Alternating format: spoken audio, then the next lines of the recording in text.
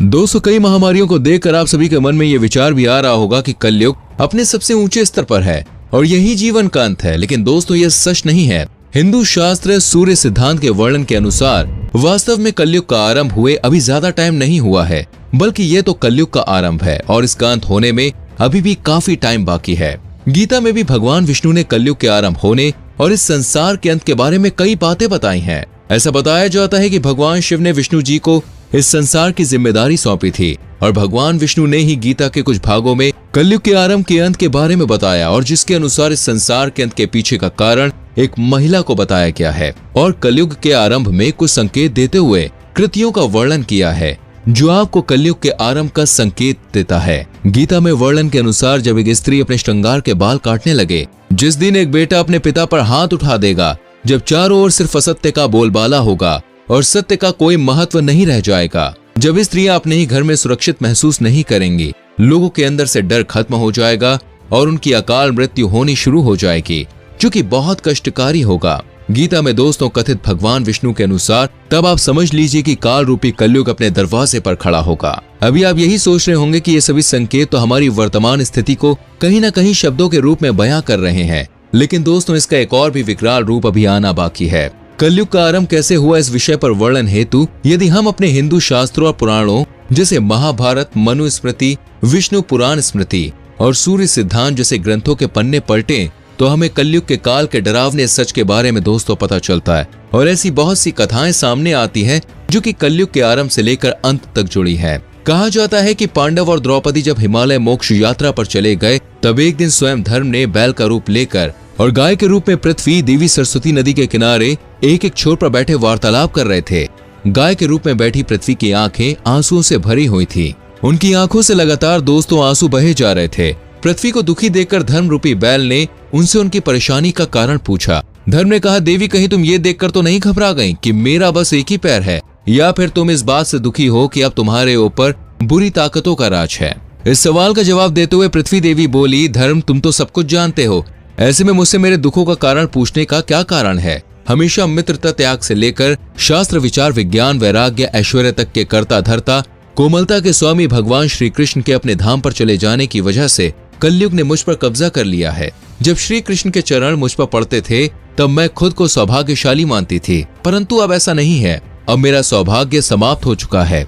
धर्म और पृथ्वी आपस में बातें कर ही रहे थे, इतने में असुर रूपी कलयुग वहां आ पहुंचा और धर्म और पृथ्वी के रूप में बैठे गाय और बैल को मारने लगा। उसी समय राजा परीक्षित उसी मार्ग से गुजर रहे थे। जब उन्होंने अपनी आंखों से यह दृश्य देखा तो वो कलयुग पर बहुत क्रोधित हुए। राजा परीक्षित ने कलयुग से कहा, दुष्ट पापी तू कौन है और क्यों इन निरपराध गाय और बैल को मार रहा है? तू महाअपराधी है, तेरा अपराध क्षमा योग्य भी नहीं है, इसलिए तेरी मौत निश्चित है। इतना कहते हुए राजा परीक्षित ने अपनी तलवार निकाली और कलयुग को मारने के लिए आगे बढ़े। राजा परीक्षित का क्रोध देखकर कलयुग थर थर कांपने लगा। भयभीत कलयुग अपनी राजकीय वेशभूषा को उतारकर राजा परीक्षित के चरणों में गिर गया और क्षमा याचना करने लगा।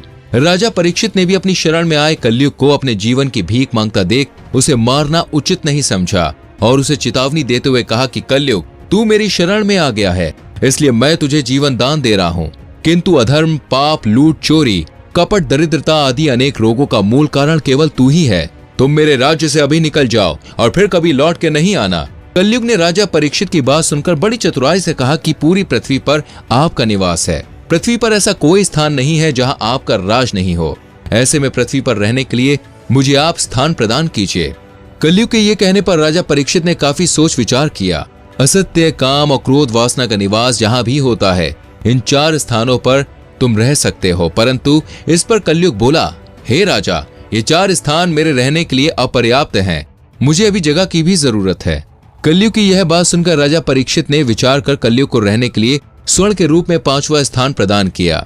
कलयुग इन स्थानों के मिल जाने पर प्रत्यक्ष रूप से तो वहां से चला गया, लेकिन कुछ दूरी जाने के बाद अदृश्य रूप में वापस आकर राजा परीक्षित के स्वर्ण मुकुट में निवास करने लगा और फिर इसी तरह से कलयुग का आगमन धरती पर हुआ।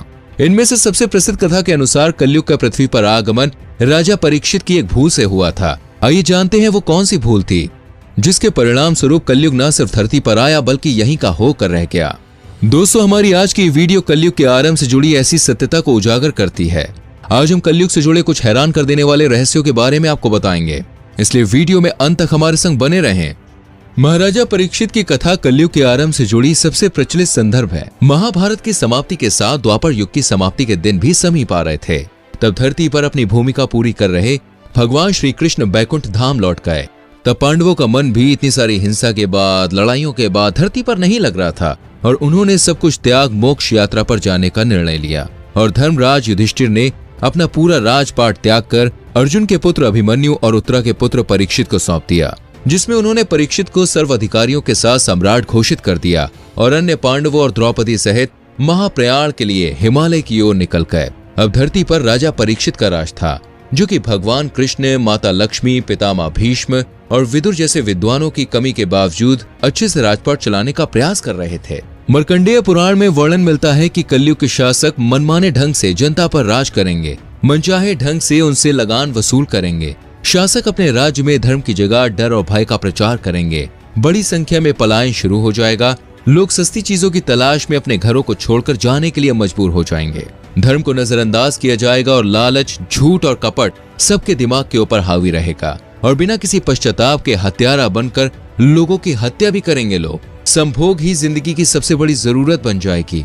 लोग बहुत जल्दी वचन कस्में खाएंगे और उसे तोड़ भी देंगे। लोग मदिरा और अन्य नशीली चीजों की चपेट में आ जाएंगे। गुरुओं का सम्मान करने की परंपरा भी समाप्त हो जाएगी। ब्राह्मण ज्ञानी नहीं रहेंगे, क्षत्रियों का साहस खत्म हो जाएगा और वैश्य के व्यापार में भी ईमानदारी नहीं रहेगी। जीवन में हो रही हर एक बुरी स्थिति के लिए कलयुग को जिम्मेदार ठहराया जाएगा। इसके पीछे कारण क्या है? इसकी वजह से चाहे किसी व्यक्ति की आपसी द्वेष के कारण हत्या कर दी गई हो, किसी नाबालिग कन्या के साथ दुष्कर्म हुआ हो, अपने ही बच्चे ने माता पिता को घर से निकाल दिया हो, धन के लोभ में पत्नी ने पति की हत्या कर दी हो, या धन प्राप्ति की लालसा ने मनुष्य को अपने ही लोगों को मारने पर विवश कर दिया हो और किसी भले इंसान की गई भलाई उसी पर भारी पड़ जाए। यही होगा कलयुग। काल गणना के अनुसार 4 युगों की अवधारणा में सतयुग, द्वापर युग, त्रेता युग के बाद चौथा सबसे अंतिम युग कलयुग है। कलयुग का अर्थ है दोस्तों कली की आयु या अंधकार का युग। झगड़े और पाखंड की उम्र होती है। कलयुग के अर्थ को आप संभवतः वर्तमान में चल रही भयावह स्थिति से जोड़ पा रहे होंगे। वैसे अगर प्राचीन पुराणों को उठाकर देखा जाए तो उसमें इस संसार के अंतर को लेकर कई बातें बताई गई हैं। क्या हम सब ने दोस्तों कभी इस बात पर ध्यान दिया है कि ऐसा क्या कारण होगा जिसके चलते कलयुग को धरती पर आना पड़ा? महान गणितज्ञ आर्यभट्ट ने अपनी पुस्तक आर्यभट्टियाम में इस बात का उल्लेख किया है कि जब वो 23 साल के थे तब कलयुग का 3600 वर्ष चल रहा था। आंकड़ों के अनुसार आर्यभट्ट का जन्म 476 ईसा पूर्व में हुआ था। मध्यकाल के भारतीय ज्योतिषियों ने माना है कि इसे खत्म होने में 882 साल अभी भी बाकी है। दोस्तों आज की वीडियो में इतना ही। उम्मीद करते हैं वीडियो आपको अच्छी लगी होगी। वीडियो को लाइक और शेयर जरूर करें। आने वाली वीडियोस को देखने के लिए चैनल को सब्सक्राइब करके बेल आइकन प्रेस करें, जिससे आपसे कोई भी वीडियो मिस ना हो। मिलते हैं अगली वीडियो में। अपना बहुत ख्याल रखें।